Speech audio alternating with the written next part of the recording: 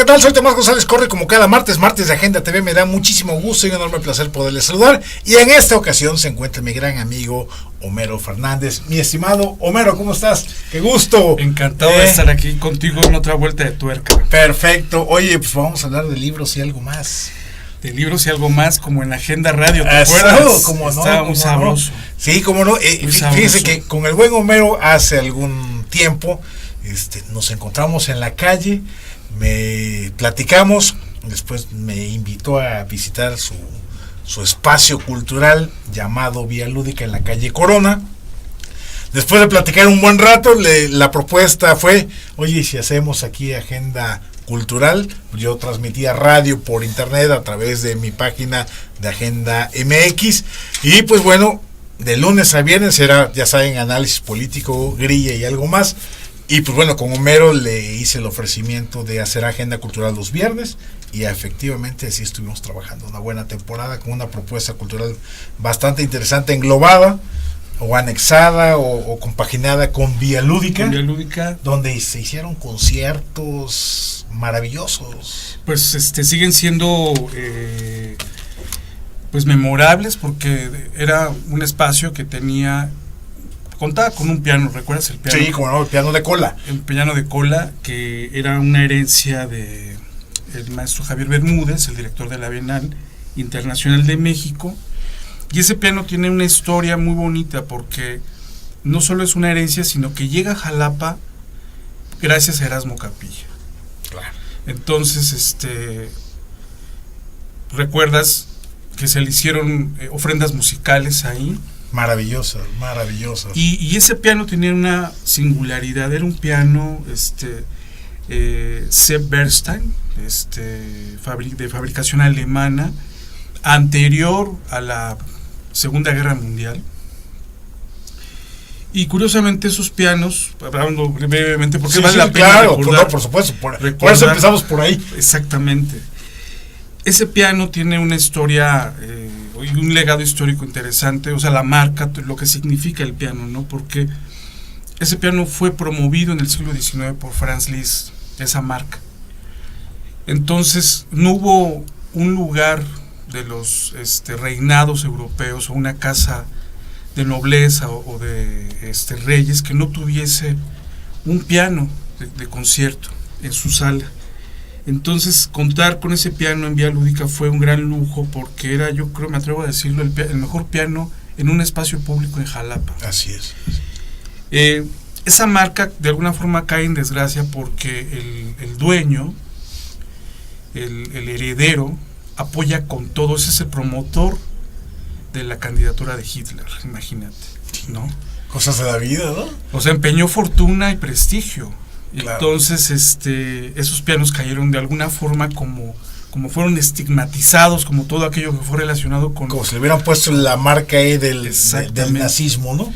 Exactamente, y entonces fueron relegados, ¿no? O sea, ahora son unas reliquias, en su gran mayoría, por la construcción. Ahora la marca la volvió a comprar un austriaco y fabrican en China, pero esos pianos, como ese que estaba en Vía Lúdica, ya son piezas históricas. Así es. Y era todo un rollo, la afinación, me acuerdo. Sí, no, había que mantenerlo, era parte del convenio de poder usarlo.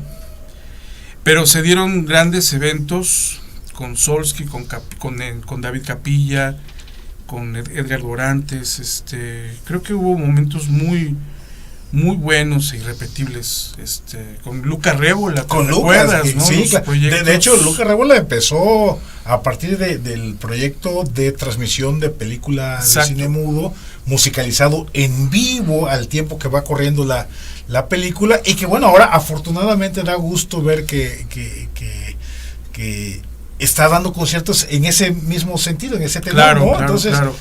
De hecho, hace unos días hizo un post, y tú le comentaste sobre el gran momento, o tú hiciste el post retomando parte de... Era parte del piano, era rememorando esto del piano, porque la historia es fascinante. Así es.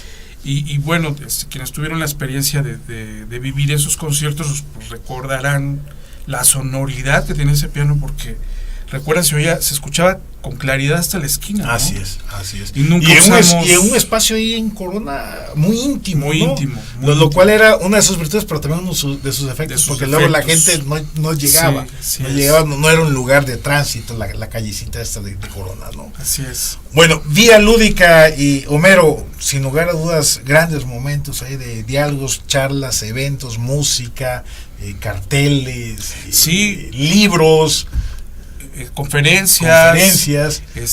Hicimos varios foros, como 5 foros sobre reforma educativa, la reforma energética, el constituyente. Así es, el constituyente.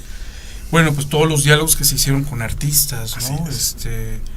Porque tu preocupación y la mía ha sido, más allá de la cuestión mediática, pues obviamente retomar estos diálogos, alentar estos diálogos públicos desde la cultura que involucran a todos los actores, ¿no?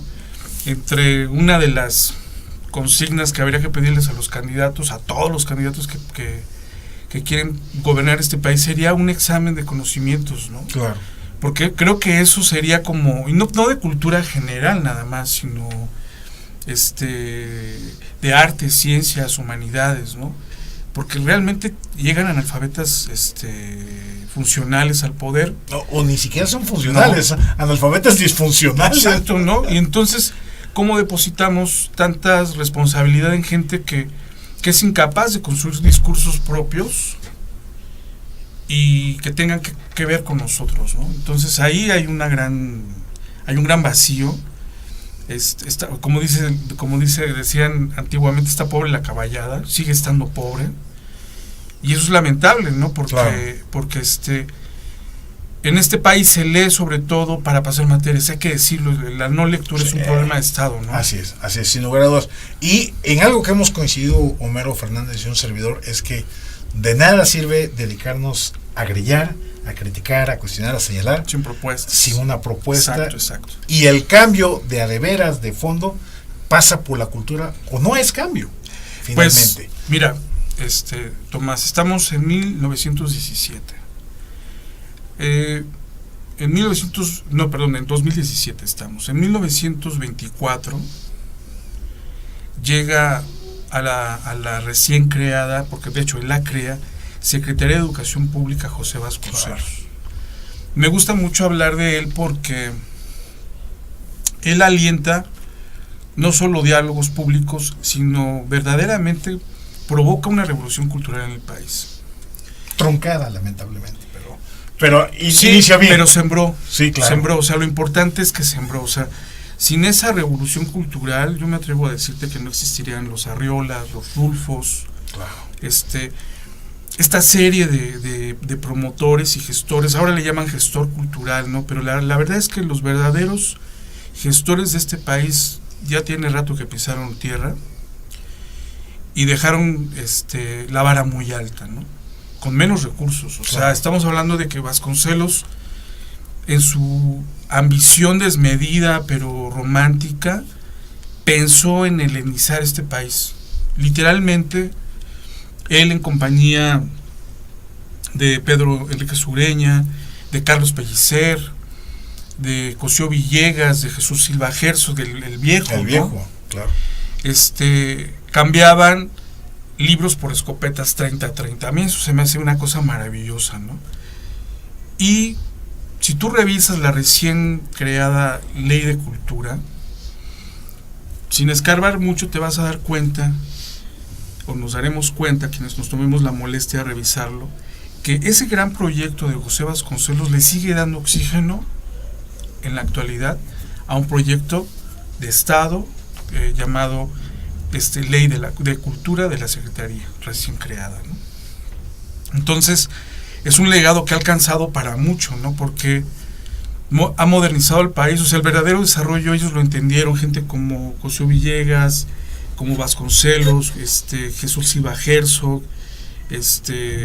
todos estos personajes entendieron que el verdadero desarrollo del país pasaba por la cultura.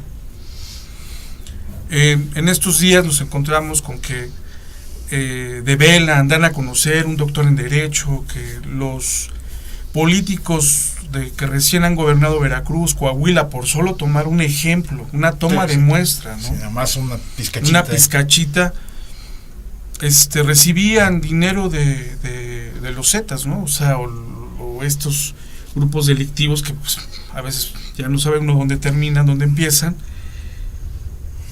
Y ellos han impuesto esta cultura, esta gente ha impuesto esta cultura de que acceder al primer mundo o al desarrollo es solo a través de la capacidad, el aumento de la capacidad de consumo. Y no es por ahí, ¿no? O sea, ojalá ellos fundaran bibliotecas con ese dinero, hicieran actividades, apoyaran a la gente que está creando en sus estados. Esta situación sería completamente otra, ¿no? La violencia posrevolucionaria fue combatida con misiones culturales, con maestros, con fue la verdadera pacificación de México, ¿no? Exactamente. La pacificación del México bronco, ¿no? Así es. Entonces no hay que inventar nada nuevo. En el siglo XIX, durante esta disputa que nos de alguna forma es como una herencia cultural, sí, digamos, claro, entre conservadores y liberales, solo que ahora ya son los bisnietos los que encabezan estas disputas. Hubo un mexicano de origen indígena que aprendió español ya siendo un casi adolescente, ¿no? Ignacio Manuel Altamirano. Esa generación de liberales es emocionante revisarla, leerla y transmitirla, pero él entendió que la cultura era el espacio donde se puede disputar las controversias y los antagonismos, no por la fuerza, sino por las armas de la razón y la reflexión. Entonces, tenemos mucha historia como para traerla hoy en día y hacer valer estos pues postulados que ya dejaron ellos, ¿no? O sea, sí tenemos una gran riqueza. México sí tiene sus propios modelos claro, de progreso, y creo que hay que volverlos a mirar, ¿no? O sea, es como muy importante eso, y esa es una verdadera transformación. O sea, el desarrollo pasa por ahí, la movilidad de los años 20 a los años 70 es impresionante, la movilidad social, ¿no? O sea, México deja de crecer hasta finales de los 60 al 6% anual. Sí, ¿quién claro, está creciendo actualmente? Hasta que nos cae el desarrollo petrolizador con José López Portillo. Sí. Del 76 al 82, con un final terrible. Exactamente. Un final terrible, ¿no? Sí, con unos terribles finales, pero todavía, si lo ves en perspectiva, con una capacidad de consumo alta con respecto al valor del peso. Claro. ¿No? O sea, eran un desastre, pero todavía no llegábamos a lo que está pasando en este momento. Porque la violencia viene en el momento en que le quitas oportunidades a la gente, ¿no?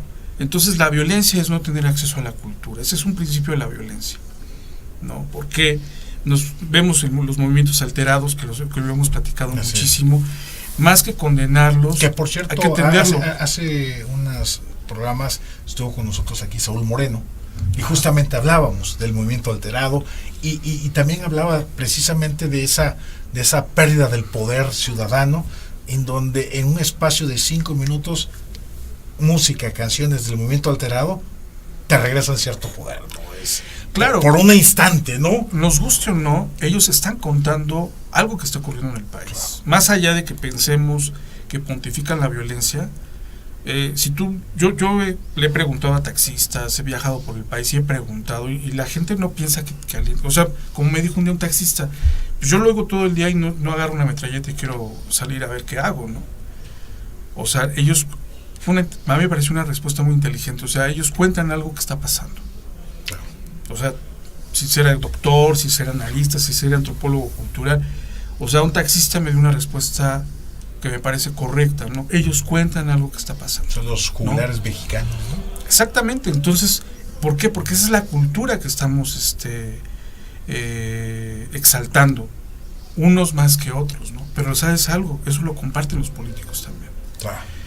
O sea, la cultura suntuaria, la cultura desbordada, consumista, insaciable, ellos ponen ese ejemplo, ¿no? O sea, no hay una diferencia. Caso Veracruz, Fidel Herrera, Javier Duarte de Ochoa. No, claro. O sea, llegaron a límites insospechados del saqueo, de la corrupción, con una voracidad impresionante, justamente para satisfacer ese apetito por cosas materiales. Cuando Gabriel Said escribió en los 70 El progreso improductivo, no existían figuras todavía como Javier Duarte. En ese texto y en otro libro que se llama de los libros al poder, es un maravilloso libro, ¿eh? Él hace una crítica a la comunidad universitaria, ¿no? Y ya en los 70, 80, él está señalando el ejercicio del poder por parte de la gente más preparada en comparación con los generales, ¿no? Y te encuentras con que los generales, hasta Lázaro Cárdenas, tuvieron un proyecto de nación muy serio, ¿no? Claro, ¿no? Pero después llega Miguel Alemán y llegan los civiles. No estamos diciendo tampoco que hay que regresar a los militares. Claro, no, por supuesto. Esta es una tesis de Gabriel Said. Entonces él dice, ¿de qué nos sirven funcionarios con mucha preparación, con resultados desastrosos? Javier Duarte es el mejor ejemplo, ¿no? Es un doctor en economía que yo creo que no conoció el postulado de Jesús Silva Gerso, que le escribe y le recomienda a los economistas. O sea, el postulado en síntesis dice, todo aquel economista que no piensa en que su trabajo tiene un efecto real en la gente, está perdido. O sea, no trabaja pensando en la gente.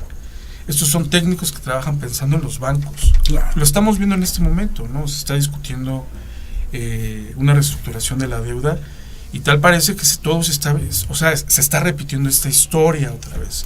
El problema es cuando quieres reestructurar la deuda con los mismos argumentos que el que salió. Exacto. Ahí hay un analfabetismo político. Claro. ¿No? Y cuando los actores políticos que ahorita impulsan la reestructuración de la deuda eran oposición, la criticaban, la señalaban y la cuestionaban, ¿no? Sí. El PRI no es solo un partido, es cierto. Realmente es una cultura política. O sea, son las formas, son las maneras, y no vive solamente dentro del PRI. O sea, esa cultura vive en los partidos políticos, todos, existe, y también en las instituciones culturales, ¿no? O sea, tenemos el caso del director del IBEC, que pues parece que no está dispuesto a dialogar con la comunidad cultural, ¿no? Entonces, esa actitud vertical, pues solo lo que yo pienso y digo, pues es completamente priista, ¿no? O sea, no necesitan los colores, distinguirse claro, a través de colores, sino son las acciones y el ejercicio del poder el que pues revela realmente de qué estamos hechos, ¿no? Nuevamente Daniel Cosío Villegas, Cosío Villegas, por supuesto. Los estilos personales de gobernar, ¿no? Así es. Cosío Villegas, esta anécdota también me parece maravillosa y digna de ser contada. En sus memorias, él nos cuenta que cualquiera que quiera revisarlo, ahí están sus memorias, sí, claro, que cuando él forma el proyecto de la Facultad de Economía, pues obviamente todos los libros están en inglés, entonces él venía de estudiar en Harvard y pues se pone a traducir junto con Silva Herzog y otros personajes, y en su visión romántica entienden, pero además una visión romántica auténticamente práctica, porque no solo, como decimos de Bryan, realmente lo hacen, ¿no? Claro. Crean un programa y una estructura de estudios. Inocentemente, porque esa sí fue una inocentada de su parte, se van a España pensando en publicar todo ello con Espasa Calpe. En ese momento el director de Espasa Calpe era el director editorial era José Ortega y Gasset. No se dignó a recibirlos y les mandó a decir que el día que los españoles llevaran a cabo ediciones con gente de América Latina, sería una cena de negros. A lo cual Cosío Villegas le reviró al mensajero y le digo, dígale que sería una cena de indios. Una ofensa completamente racista, claro, intelectualmente hablando, ¿no? De parte de Ortega y Gasset. Pero sí se quedan con las traducciones y sí se quedan con el programa. Las traducciones las publican y no les pagan regalías. O sea, el vil agandalla. El vil agandalla, exactamente. Es algo que está señalado por Cosío Villegas, no lo digo yo, ¿no? Y entonces, pues nos faltan Cosío Villegas en este país, ¿no? Gente desde la academia, empujando una agenda pública más allá de sus intereses. O sea, oye, es que eso de la academia también es un temazo. Claro. Porque pues, pareciera que los académicos, no todos obviamente, claro, por supuesto, están en la zona de confort del puntito para ratificar su pertenencia al Sistema Nacional de Investigadores. No todos. Claro, por supuesto. ¿No? Es cierto, porque el modelo que se ha impuesto como que está acaparando todos los espacios, también trae una ideología. Hay que decirlo, ¿no? Claro. O sea, porque parece que solo cuando hablas de izquierda hay una ideología. No, el mercado tiene una ideología, ¿no? Y el mercado su ideología es maximizar ganancias, bajar costos. Entonces, hablar de una universidad democrática cuando tienes una planta de maestros donde no tienen seguro, no tienen contrato, son la gran mayoría y solo unos cuantos tienen los privilegios y los derechos laborales que fueron promovidos desde los espacios de la izquierda, claro, es una cosa muy curiosa, ¿no? Pero estos no se mueven para promover los derechos de los otros compañeros. Entonces, ¿de qué estamos hablando? También es cierto que hay que señalar que una universidad que solo se moviliza para exigir dinero y no defender el derecho a la vida y los derechos humanos, tiene mucho, o sea, nos dice muchísimo, ¿no? Entonces, no son solo los partidos, o sea, no es solo Peña Nieto, también nosotros en nuestra cotidianidad estamos abrazando prácticas que son antidemocráticas, que son sesgadas, que solo miran nuestro beneficio inmediato, ¿no? Y que además se les criticamos al del frente. Exactamente. No a uno mismo. Sí, ¿no? Claro. Y lo vemos en todos los partidos. O sea, no es algo, no es el PRI nada más, ¿no? El PRI exportó sus usos y costumbres. Así es. Dirán los antropólogos, ¿no? La colonización la colonización. Sí, claro. Entonces, eso se ha colonizado en las universidades, en los partidos políticos, y es el momento, después de este otro 19 de septiembre, después de todos estos agravios, después de todo este desastre que significan estos, ¿qué te gustan? Los últimos 17 años de lo que va de este siglo. Que pensamos que nuevo siglo, nuevo milenio. No. Hemos dado una vuelta en U completamente hacia atrás, en procesos democráticos, ¿no? O sea, la cultura no es solo leer libros, también tiene que ver con la actitud arrojada hacia lo que está ocurriendo en la vida pública, ¿no? Cosío Villegas lo entendió así. Su propuesta fue generar precisamente estos procesos de reflexión, de diálogo, los espacios, ¿no? Son necesarios. Son necesarios para preservar un equilibrio social, inclusive, ¿no? Para encontrar espacios de verdadero progreso. Lo que también es esencial y es irnos a un espacio, pero de corte comercial. Perfecto. Aquí en Agenda TV. Vamos a un pequeño corte, regresamos aquí, no se nos vaya, estamos en Agenda TV, volvemos. La calidad tiene nombre, Universidad IBES. ¿Por qué somos tu mejor opción? Tenemos un sistema cuatrimestral, docentes capacitados, un plan de estudios avalado por la SEP y CEP, las cuotas más competitivas del mercado. Conoce nuestra oferta educativa a través de nuestro Facebook. Encuéntranos como Universidad IBES. También en nuestra página web como www.ibes.edu.mx o ven a nuestras instalaciones ubicadas en Azueta, número 34, Colonia Centro, en Jalapa, Veracruz. También llámanos al 8123-456. Bienvenido a la mejor comunidad. Somos Linces, Universidad IBES. Secundaria y preparatoria Gavino Barreda. Excelencia educativa a tu alcance. Contamos con sistema mixto y escolarizado. Visítanos en nuestras instalaciones, calle Costa Rica 415, Colonia 27 de septiembre, Poza Rica, Veracruz. O pide informes al 782-822-3350. Búscanos en Facebook como Secundaria y Preparatoria Dr. Gavino Barreda. Y en nuestra página web www.prepagavino.edu.mx. Secundaria y preparatoria Gavino Barreda. Excelencia educativa a tu alcance.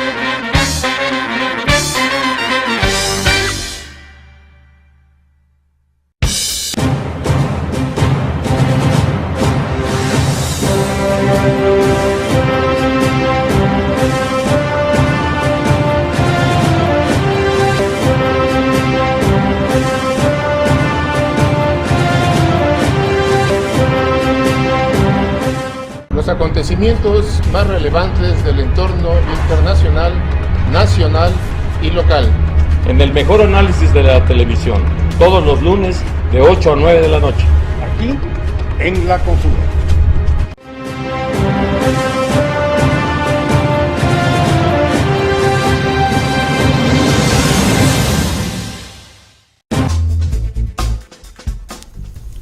Bien, ya estamos de regreso en Agenda TV. Gracias por seguirnos acompañando. Les hacemos el recordatorio de que nos den un seguimiento en el canal de YouTube de Sociedad 3.0. De la misma manera en las redes sociales de Facebook y Twitter para Sociedad 3.0 y Agenda MX. La programación de Sociedad 3.0, los lunes La Conjura, martes Agenda TV, los miércoles tenemos Marcaje, los jueves Arena Política y Jalapeando, y los viernes Círculo Rojo del Periodismo Veracruzano y Links de Sociedad 3.0. Seguimos hablando con mi buen amigo Homero Fernández. Oye, Homero, prácticamente toda la charla que venimos sosteniendo está fundamentada en libros. Claro, claro. Y hay un evento que es el motivo fundamentalmente, el pretexto para venir a charlar aquí en Agenda TV, sí es el Día Nacional del Libro 2017 en Jalapa. Platícanos eso, porque tú eres el que andas ahí coordinando, invitando, organizando y corriendo de un lado para otro para llevar a cabo este evento. Exacto. Bueno, hace rato hablabas de López Portillo, y hay que recordar que uno de sus legados fue un presidente elector, hay que decirlo. Hay que reconocerse. Era un enciclopedista el tipo.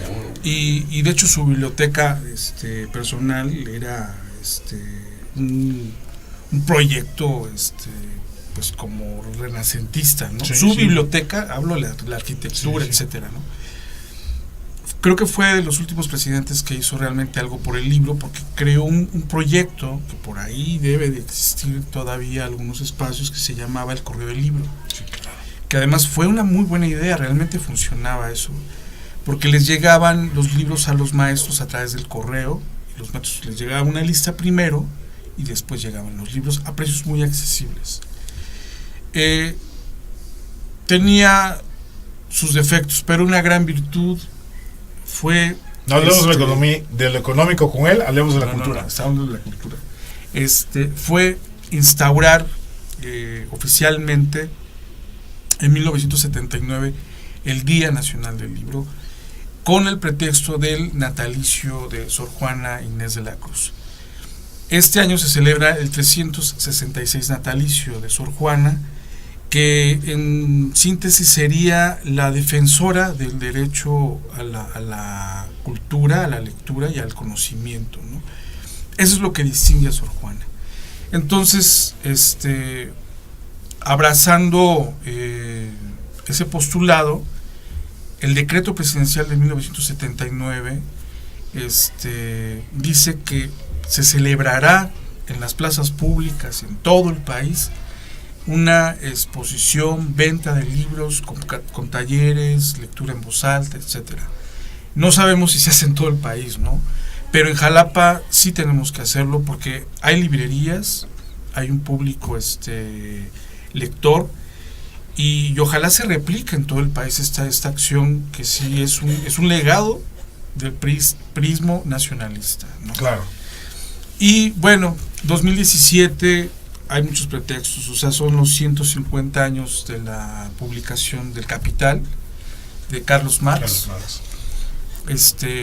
Que algunos se atreven a decir que es un texto trasnochado, y hay que recordarles que uno de los máximos especuladores, que se llama George Soros, quien ganó miles de esterlinas en los 90, se reunía todos los domingos hasta que murió con el máximo historiador vivo en ese momento inglés, historiador marxista, que se llamaba Eric Hobsbawm.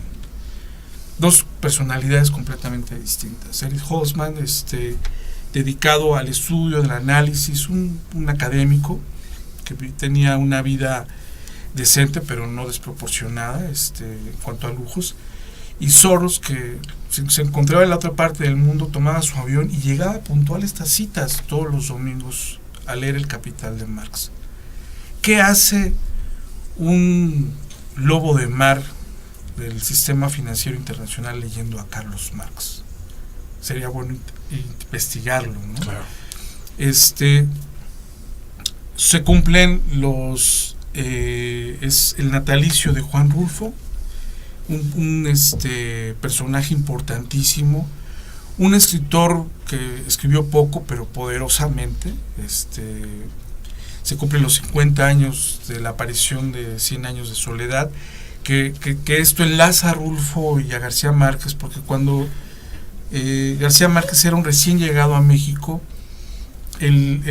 su compatriota, el escritor Álvaro Mutis, le regala Pedro Páramo y El Llano en Llamas, y le dice: mira, aprende a escribir.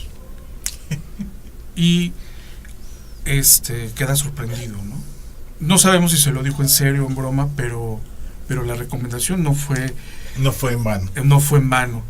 Y se cumplen 500 años de la aparición de la reforma de Lutero.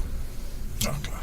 No es cualquier cosa, o sea, para nada. En retrospectiva estaríamos hablando de que la geopolítica, o sea, donde se abre el espacio para que la ciencia domine por encima de la fuerza, encuentra espacios naturales en este mundo protestante que se abre camino en contra de la Inquisición y este mundo cerrado de la Iglesia, que en ese momento representaba la Iglesia católica, ¿no? Hay un cambio del orden mundo que hasta la fecha nos persigue, y muchas instituciones son creadas, muchas actividades del hombre, como la cuestión de la academia, la enseñanza, etcétera. Todo esto que se gesta en ese contexto, la imprenta, ¿no? Nada más. O sea, sin la imprenta, Lutero no hubiese tenido esta emancipación de sus ideas, ¿no? Entonces, el libro es un agente de transformación. Y la invitación para celebrar este día del libro y recordar a Sor Juana es invitar a leer al público en general para convertirnos en ciudadanos que defendamos los derechos humanos en este estado, ¿no? O convertirnos en mejores ciudadanos, o para tener motivos para ser felices en nuestra intimidad, pero que también eso contagie a otras personas y elevemos el diálogo que tengamos temas de charla. Claro, claro. Digo, como para empezar, el primer escalón quizá, ¿no? Tener temas de charla, tener conceptos nuevos. Exacto. Con los cuales ir construyendo nuevos códigos de diálogo y de apertura, escuchando al otro, ¿no? Leyendo al otro, compartiéndole al otro, ¿no? Sí, leer es dialogar, ¿no? O sea, aprender a leer realmente es aprender a escuchar. Y eso es algo que nos hace falta muchísimo, inclusive para encarnar la democracia, ¿no? la convivencia, o sea, mejorar la convivencia, o sea, imaginar otro México distinto al que estamos viviendo. No solo leer para entretenernos, sino leer para buscar soluciones, ¿no? Claro. Para invitar a los políticos también a leer. Hace falta muchísimo, de verdad, muchísimo que los políticos lean. No por mandato, sino porque es necesario que ellos se nutran de la historia, porque es una vergüenza, Tomás, tú lo sabes, ¿no? O sea, hablan de las reformas, pero ¿cómo es posible que hablemos de dictámenes que ni siquiera fueron leídos por quienes los aprobaron? A puro levantadedo. Es algo terrible, ¿no? No, por supuesto. O sea, no leer un documento que va a afectar la vida de millones de personas y llamarle a eso reformas ejemplares, ¿no? Me parece... Saving Mexico, o sea, mover a México, ¿no? O sea, claro, unos se movieron para el primer mundo y otros, y el resto del país se movió a la barbarie, ¿no? Claro, sí, literal. Eso es lo que está pasando, ¿no? Oye, Homero, ¿y este Día Nacional del Libro aquí en Jalapa, qué fechas, qué lugar, qué va a haber? ¿Hay algún programa? Cuéntanos. Mira, el programa se está conformando por el poco tiempo que tuvimos para armarlo, pero tendremos de entrada una charla sobre Rulfo, una proyección sobre alguna película basada en sus guiones. Tendremos una proyección de Fahrenheit. Tendremos una lectura, una jornada de lectura dedicada a Sor Juana Inés de la Cruz, para lo cual están invitados, todos están invitados. Esto será el domingo 12 de noviembre a partir de las 4 de la tarde. Y o sea, arrancamos el domingo 12 de noviembre. Arrancamos el sábado. El 11. El sábado, con lecturas en voz alta, porque hay muchos pretextos. O sea, festejamos a Carlos Fuentes, a William Blake, a Carlos Pellicer. O sea, realmente hay muchísimos pretextos. Los 100 años de la Constitución, claro. La poesía en voz alta, Arriola, Lutero, García Márquez. Haremos programas de lectura en voz alta con el pretexto de recordar a estos autores, pero que tienen mucho que decirnos en la actualidad, ¿no? Mucho que mostrarnos. Por ejemplo, hay un cuento de Rulfo que se llama El Temblor, que es impresionante si lo lees, porque Rulfo retrata una escena donde llega el político, el presidente, con sus arquitectos, sus geólogos, y solo van, se dan una vuelta, y al final los lugareños se quedan pensando y se dicen entre ellos: ¿y cuánto nos costó que vinieran, no? Y no nos ayudaron. Entonces, sí. Le hace eso en cualquier época, día del año, exactamente, con cualquier nombre de un político mexicano y de cualquier partido. Exactamente, ¿no? O sea, la condición humana está retratada ahí, ¿no? Entonces, hay que leer hasta para defendernos de los políticos, Tomás. No, pero por supuesto. En defensa propia. Sí, la lectura como defensa propia. Sí. Así es. Oye, Homero, entonces arrancamos el sábado 11. El sábado 11 y terminamos el domingo 19. Domingo 19. Es una jornada larga. Es una jornada larga. Lo que estás planteando es un verdadero banquete. Sí, estarán aproximadamente unas 13 librerías de la ciudad de Jalapa. 13 librerías. Más o menos. Está Da Vinci, La Rueca de Gandhi, Argonautas, Splin Ideal, Rayuela, Nueva Era, La Internacional, el proyecto Vía Lúdica, ¿quién es más?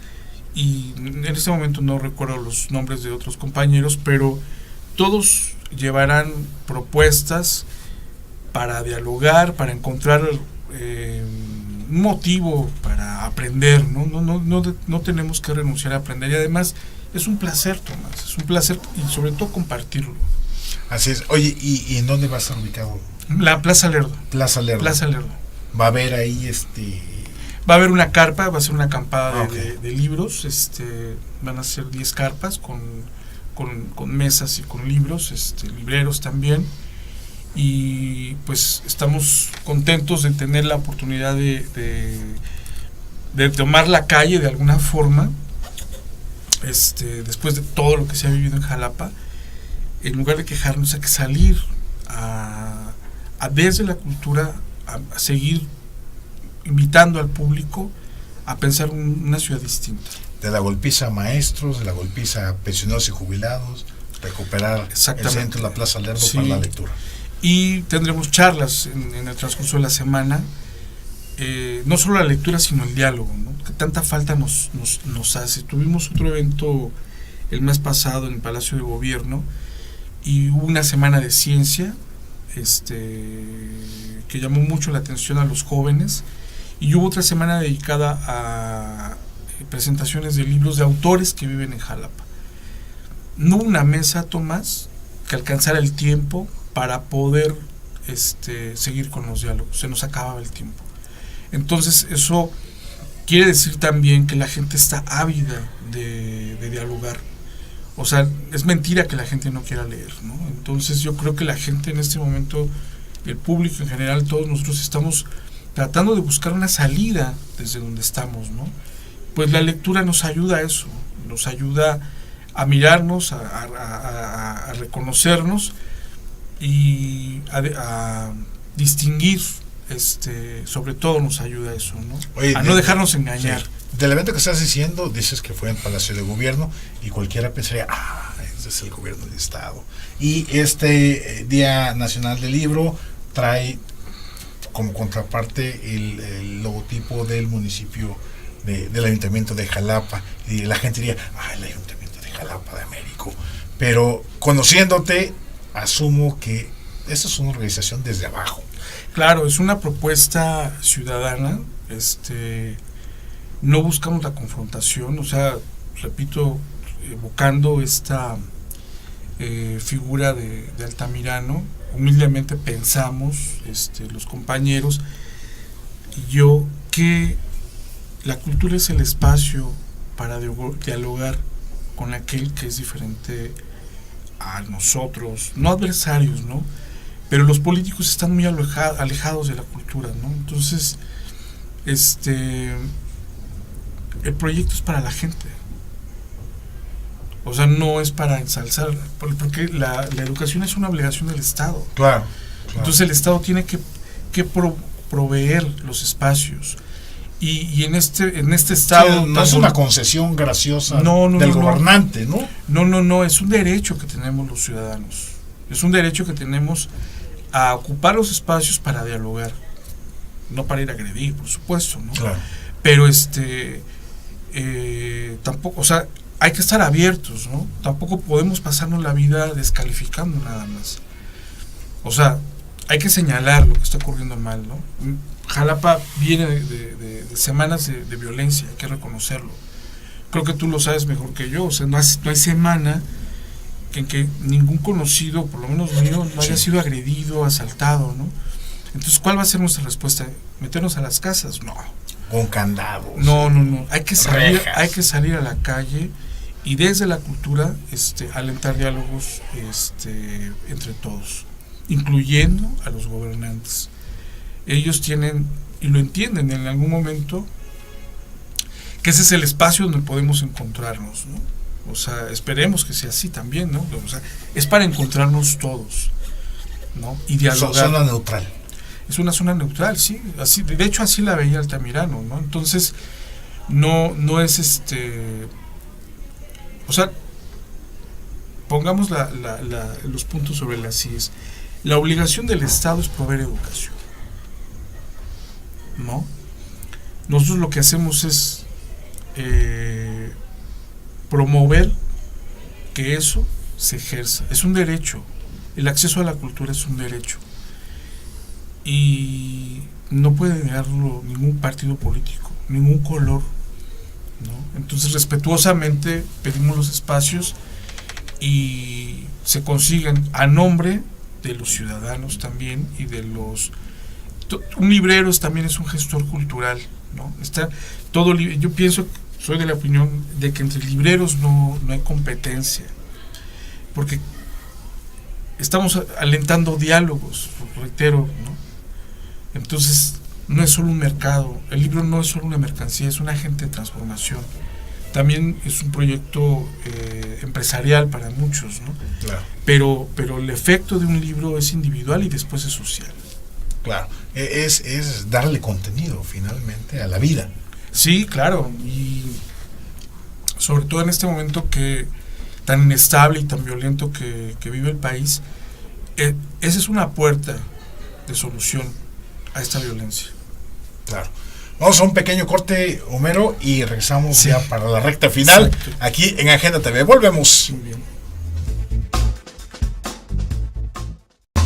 Universidad Martí. Educación de clase mundial. Únete a nosotros y forma parte de nuestra comunidad educativa. Contamos con licenciaturas, maestrías y doctorados. Nuestra dirección, calle Costa Rica, número 415, Colonia 27 de septiembre, en Poza Rica, Veracruz. O pide informes al teléfono 782-822-3350. Encuéntranos en Facebook como Universidad Martí y en nuestra página web www.umarti.edu.mx. Forma parte de nuestra comunidad. Universidad Martí. Educación de clase mundial. Si lo que buscas es diversión y pasar un buen rato, en Casa San Carlos te estamos esperando. Disfruta de los mejores eventos, música y karaoke solo en Casa San Carlos. Te esperamos en Araucaria 79, Colonia Inmecafé, en Jalapa, Veracruz. O reserva al 237-4110. Casa San Carlos, el lugar de los amigos. Si lo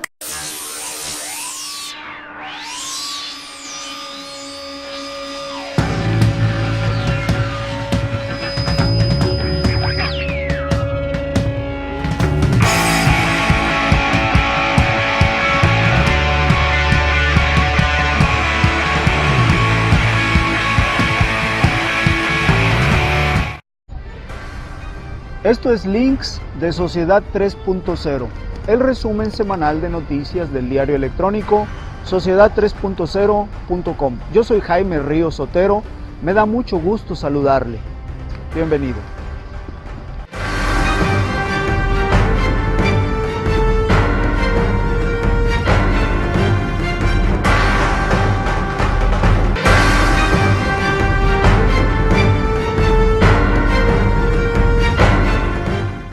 Síguenos en nuestras redes sociales, en YouTube, Sociedad 3.0 Televisión, en Twitter, @sociedad_30 y en Facebook, Sociedad 3.0.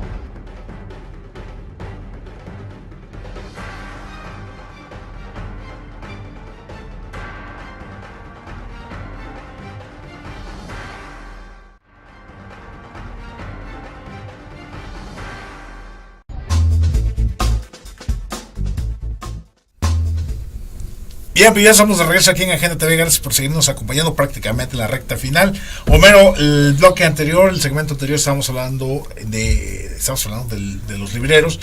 Y pues bueno, la importancia del librero como tal, ¿no? Que solamente no solamente es alguien que vende libros, sino que nos posibilita, parte de lo que te comentaba en el corte, la transformación individual y social. Claro. ¿No? Y hay en tus redes sociales de Homero Fernández, escribiste acerca de dos compañeros con problemas, ¿no? de libreros, ¿no? Sí, uno de ellos es Eugenio Palomo, conocido por muchos lectores en Jalapa, un compañero que en lo personal yo conocí hace muchos años en México, en la Ciudad de México, cuando trabajaba él con Mauricio Achar, el dueño de Gandhi, el fundador de Gandhi, la librería, una de las librerías más grandes del país, ¿no? Él fue fundador, si no mal recuerdo, del el Parnaso, el Parnaso no, perdón, ese está en Coyoacán, el Péndulo, en Avenida Nuevo León, que es el primer péndulo famoso, ahora es una de las librerías más bonitas de América Latina, me parece, ¿no? Y hace muchos años, hace no sé, 20 y tantos años, por algún azar, yo terminé trabajando brevemente con Mauricio Achar y yo le insistía, abre en Jalapa, abre en Jalapa, abre en Jalapa, abre en Jalapa. No quería, no le interesaba, ¿no? Yo me cansé de invitarlo, pero hicimos un proyecto piloto que funcionó muy bien en el periodo de Armando Méndez de la Luz, lo recuerdo muy bien. Que por cierto él organizó una feria de los lagos muy exitosa en los 90, fue realmente exitosa.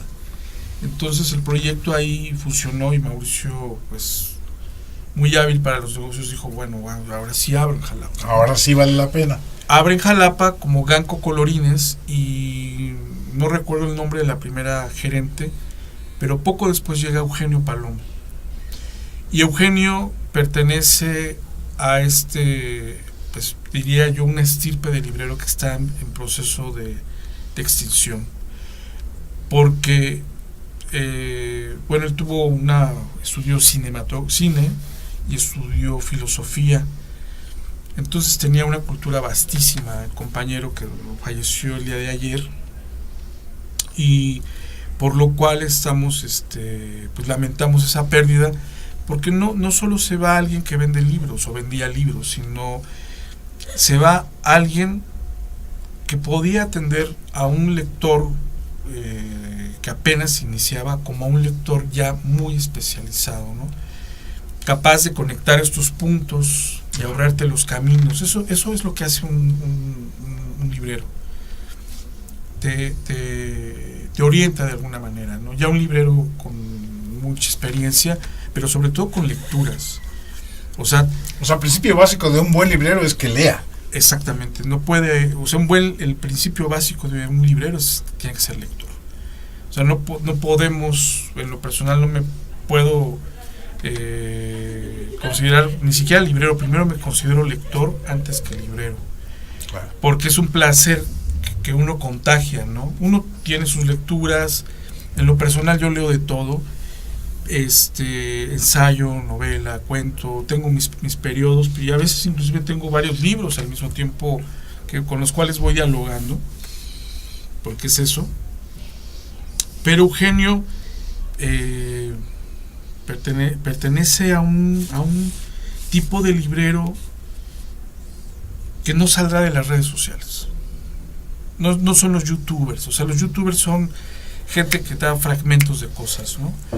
Tú te podías sentar con Eugenio y te explicaba cosas muy importantes, teorías, esquemas, conceptos, su memoria bibliográfica, o sea, de verdad un hombre de una memoria enciclopédica, ¿no? Entonces es lamentable que ese tipo de personas desaparezcan, claro, porque es una parte de la memoria también de las ciudades, ¿no? Entonces eso es lo es triste. Parte de los personajes de la ciudad, ¿no? Exacto, son insustituibles, claro, porque representan ellos mismos, gente como Eugenio Palomo, una riqueza en persona, ¿no? Es la verdadera riqueza, o sea, no lo que tienes, sino lo que puedes compartir, ¿no? Y en el mismo tenor, el compañero Ricardo César Mas, él un poco más, Eugenio muere a los 68 el día de ayer. Joven todavía. Pues sí, se veía más joven, de hecho. Y Ricardo César Mas Stein no muere, pero hace aproximadamente 20 días sufre un infarto al cerebro. Le pega ahora sí que la parte importantísima. Entonces no se puede mover hasta el momento. Ahora ya está con sus familiares en México. Pero él también es otro tipo de librero con una capacidad de diálogo que a mí se me hacía, y es lo que extraño de él, ¿no? Que te contaba una historia y terminaba contándote 10 y al final cerraba todas, ¿no? Empezabas con un tema y te abría, es como digo, guardado toda proporción del ejemplo, es como si abrieras muchas ventanas en una computadora, ¿no? Exactamente. Y podías brincar de una ventana en otra, digo, exacto, era siempre fue una delicia platicar con él. Sí, y bueno, cuando tenía una presa había que cortarlo porque él podía seguir platicando. Era completamente un desborde, ¿no? Entonces, formado, él es de Uruguay, con una experiencia en Brasil, como activista en Chile, en Argentina, en Cuba. Llega un actor, tuvo muchos papeles a lo largo de su vida. Todavía hace poco hizo teatro, hizo un documental precisamente hablando del exilio, porque él es un exiliado uruguayo que funda una familia mexicana. Y bueno, gente rodeada de libros, ¿no? Entonces, lo triste un poco es que, bueno, estos eventos los encuentran solos, pero rodeados de libros. Luego, entonces, finalmente no estaban solos. No estaban solos, exactamente, ¿no? Recordando a Quevedo. Entonces, y lo doloroso es que este tipo de compañeros, que ellos mismos representan una riqueza extraordinaria, pues dejen de circular, ¿no? Claro. Sí, es lamentable y es triste, y bueno, tendremos dentro de la feria una jornada dedicada a Eugenio Palomo. Lo haremos saber en las redes sociales, convocada por los amigos de él y los lectores que también él de alguna forma formó, ¿no? Claro. Que ese es el legado. Digo, porque por ejemplo, los también ¿no? forman lectores, o sea. Claro, sí, por supuesto. Ojalá formáramos todos muchos lectores, ¿no? Claro. Pero no, o sea, no es solo vender libros. O sea, es provocar esta inquietud o transmitirla, ¿no? Porque es eso, o sea, uno siempre tiene dudas, ¿no?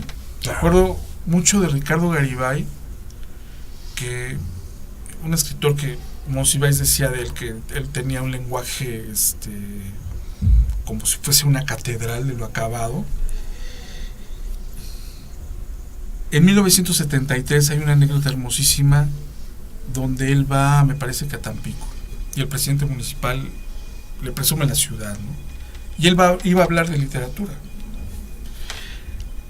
Pero cuando se sube a la mesa, trae un remordimiento enorme porque no podía contener la sensación de lo que acababa de ver, ¿no?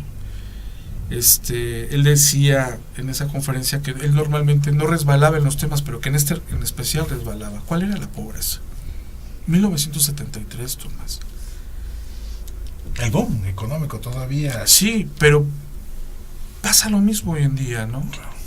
Entonces, recuerdo, bueno, yo no lo vi en vivo, yo era niño, tenía un año, algo así, pero en YouTube se puede encontrar esa charla, y él decía ahí que las armas de un escritor son la duda, ¿no?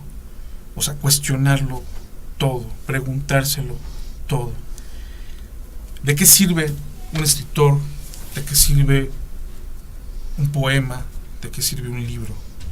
No, o sea, hay una utilidad en esto inútil que podrían para muchos no tenerlo, o sea, considerarlo inútil, ¿no? Pero hay una utilidad enorme. Eso es lo que hay que resaltar, eso es lo que hay que transmitir. Y esa es la tarea de un verdadero librero. Homero, el tiempo se nos agota, pero traes un tema respecto a la Constitución. Bueno, son los 100 años de la Constitución, una Constitución que pocos leen, aparte, dicho sea de paso, con más de 600 reformas. O sea, ha sido un texto destrozado. Entonces se cumplen los 100 años también de la redacción del texto, y pues mi invitación es que celebremos estos 100 años de la Constitución, pensando en el origen de estos artículos: la educación, lo agrario, lo laboral, los bienes de la nación, ¿no? Y por cierto, vamos a presentar el libro de una vanguardia en Jalapa, el estudiantismo, del maestro Julio César Martínez. Es curioso, es breve lo que voy a contar, pero es interesante investigar que los estudiantistas no eran un movimiento loco y desconectado de la realidad. Había una defensa de los bienes naturales. Heriberto Jara, que era quien de alguna forma los acoge, porque Manuel Maples Arce fue su secretario de gobierno a los 25 años, y se trae a Germán Lizarzubide, a Germán Cueto, Javier Icaza, bueno, no sé, Javier sí, en este momento no recuerdo los otros nombres, pero todos ellos enarbolaban una posición de propiedad sobre los bienes de la nación, en especial sobre el petróleo. En este momento en el que ya otra vez surge la bonanza para pagar deudas, es interesante regresar a estas historias y recobrar la memoria de por cómo es que llegamos hasta acá, a esta constitución tan modificada y tan cercenada por un pequeño grupo, además, ¿no? Y además lo sabemos muchos, ¿no? En el 2013 estas grandes reformas pasaron por el aceite del dinero, ¿no? O sea, hubo diputados que vendieron su voto y que no leyeron ni siquiera los dictámenes que estaban aprobando. La peor desgracia que puede tener el pueblo mexicano es no tener memoria de todo esto. Para eso está la lectura, para eso están los libros. Y ese es el motivo por el cual venimos a invitarlos a todos. Muy bien, pues el Día Nacional del Libro. Arrancamos el sábado 11. El sábado 11, de 9 de la mañana a 9 de la noche. En la Plaza Lerdo. En la Plaza Regina, para muchos. Para muchos. Así es. Entonces, pues, ya, mi estimado Homero, un placer dialogar contigo, como siempre, claro. Tanto aquí frente a cámaras en este momento, como en calle, en el café o en la librería. Sí, no, te agradezco muchísimo. No, pues estamos en contacto, mi estimado Homero. Gracias al público. Bien, pues eso ha sido todo aquí en Agenda TV. Muchísimas gracias por acompañarnos. Soy Tomás González Corro. Saludos.